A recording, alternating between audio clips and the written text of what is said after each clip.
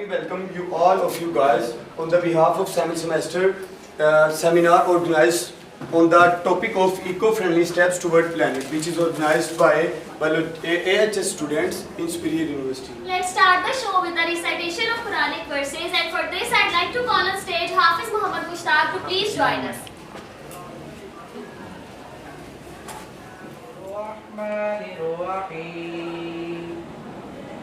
إذا جاء نصر الله والفتح ورأيت الناس يدخلون في دين الله أفواجا فسبح بحمد ربك واستغفره إنه كان توابا صدق الله العظيم.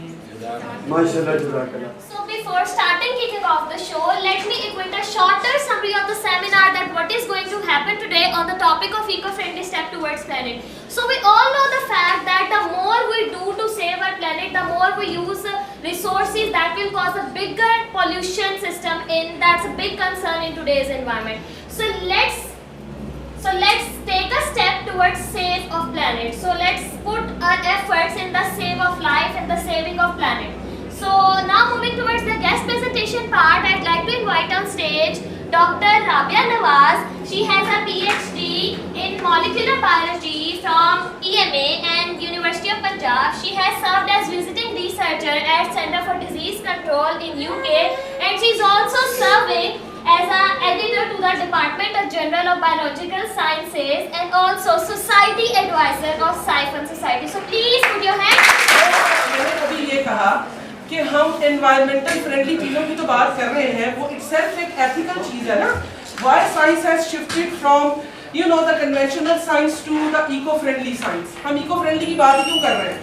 हम इसीलिए बात कर रहे हैं ताकि उसमें harm का element जो है वो कम हो. और जो बेनिफिट ये है कि दे आर डिग्रेडेबल बाय डीपॉलीमरेज, और ये वाले डीपॉलीमरेज आपके बहुत सारे बैक्टीरिया और फंजाई जो है वो प्रोड्यूस करते हैं, और वो नेचुरली आपकी सॉइल के अंदर या आपके इन्वायरमेंट के अंदर है. क्योंकि अगर ये जो प्लास्टिक्स है नॉर्मली अगर आप उसको देखो, इफ डंप अगर करते हो अपने सारे जो आपका कचरा है या कूड़ा है सारा उसको करते हो, और बीच में अगर आपकी लेयर आ जाती है एक प्लास्टिक की, तो इट टेक्स अबाउट 50 ईयर्स के वो वाली आपकी जो प्लास्टिक है वो ख़त्म होने में. तो ज़ाहिर है उसके ऊपर जितनी लेयर्स बन रही है उसके ऊपर जितना कुछ है वो डिग्रेड नहीं होगा या डिकम्पोज नहीं होगा. तो इस वजह से ये नेचुरली जो कि बैक्टीरिया सॉइल के अंदर या एनवायरनमेंट में ऑलरेडी प्रेजेंट है वो उसको डिकम्पोज कर देंगे, तो आपका प्रॉब्लम नहीं होगा. बस प्रॉब्लम जो यहाँ पे आ रहा है वो ये है कि नेचुरली ऑब्वियसली अगर जो बैक्टीरिया जैसे सर्शा पलाई अगर ये ग्रैन्यूल्स प्रोड्यूस करता है तो बहुत थोड़ी अमाउंट में प्रोड्यूस करता है, उससे अगर आप कमर्शली पूरे मुल्क की ज़रूरत पूरी करने लगोगे तो it's not technically possible. So you have to modify it, जो कि जेनेटिक इंजीनियरिंग यूज़ करते हैं, GMMs होते हैं जो कि genetically modified micro organisms use करते हैं. तो जेनेटिक मॉडिफिकेशन आ रही है यहाँ पे. तो जब जेनेटिक मॉडिफिकेशन आती है तो कमर्शलाइज करने में हमें प्रॉब्लम होते हैं. इसी वजह से एट द मोमेंट सिर्फ एक कंपनी है मेटाबॉलिक्स जो कि इन्होंने कमर्शलाइज किया है. ओके, जब आप कहीं पे जॉब कर रहे होते हैं और वहाँ की चीज़ें, वहाँ का डेटा, सैंपल्स उस लैब को सबमिट कराए गए हैं, उस लैब का इक्विपमेंट आपने यूज़ किया है, उसके रिएजेंट्स यूज़ किए हैं और आपने रिजल्ट्स जनरेट किए हैं, तो आपकी उस डेटा में 0% भी ओनरशिप नहीं है. The data belongs to the company. अगर आप उसके डेटे को उसकी मर्जी के बगैर, हाँ आप उनके कोलैबोरेशन के साथ, उनकी मदद के साथ, उनके एग्रीमेंट के साथ उसको एनालाइज भी कर सकते हैं, उसे पब्लिश भी करवा सकते हैं उनके नाम के साथ, ठीक है, उनकी परमिशन के साथ. बट विदाउट दैट आप उस डेटा का भी कहीं और शेयर नहीं कर सकते. That is unethical 100%. ओके, उनकी परमिशन से उन्हीं का डेटा अपने नाम से कर सकते हैं, उन्हीं की परमिशन से. उनका नाम भी साथ. That is not scientifically correct. वो परमिशन दे रहे हैं, इट्स ओके, लेकिन उनका नाम साथ आना चाहिए ना. जैसे कि हम जब पेपर लिखते हैं उस डेटा के ऊपर, जिस तरह मैंने CDC काम किया है, ठीक है, मेरे पास बहुत सारा डेटा है जो वहाँ जनरेट हुआ है. अब वो डेटा जब भी मैंने पब्लिश करना है, मैंने भी पब्लिश नहीं किया, तो I will publish with the name of CDC. मेरा नाम आएगा साथ, मेरे इदारे का पंजाब यूनिवर्सिटी का आएगा, लेकिन साथ CDC का नाम भी आएगा. तो डेटा की ओनरशिप शो होगी ना कि उनका डेटा है, ठीक है. So that is how you do it. होता है और हमें रिव्यू के लिए आ जाता है। एक बड़ी आला मिसाल है वो डार्विन वाली, आप लोगों ने सुनी हुई है? डार्विन और वॉलेस वाली एग्जांपल ही सुनी हुई। Alfred Russel Wallace was the scientist जो कि डार्विन के टाइम में ही मौजूद थे। उन्होंने भी काम किया था नेचुरल हिस्ट्री के ऊपर और डार्विन ने भी किया था। तो डार्विन बड़े साइंटिस्ट थे।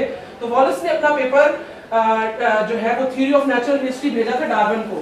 तो it was exactly the same use कर सकते हैं। नेक्स्ट, ठीक है, प्लास्टिक से जितना हम अवॉइड कर सकते हैं प्लास्टिक को उतना हम करें। ठीक है, प्लास्टिक जो वो आजकल के दौर का सबसे बड़ा मसला है। पाकिस्तान में भी ऑल ओवर द वर्ल्ड भी कि बहुत सारे काज जो है वो डिजीज कॉज कर रहा है। तो उसमें ये होता है कि हम जितना प्लास्टिक को अवॉइड कर सकते हैं करना चाहिए।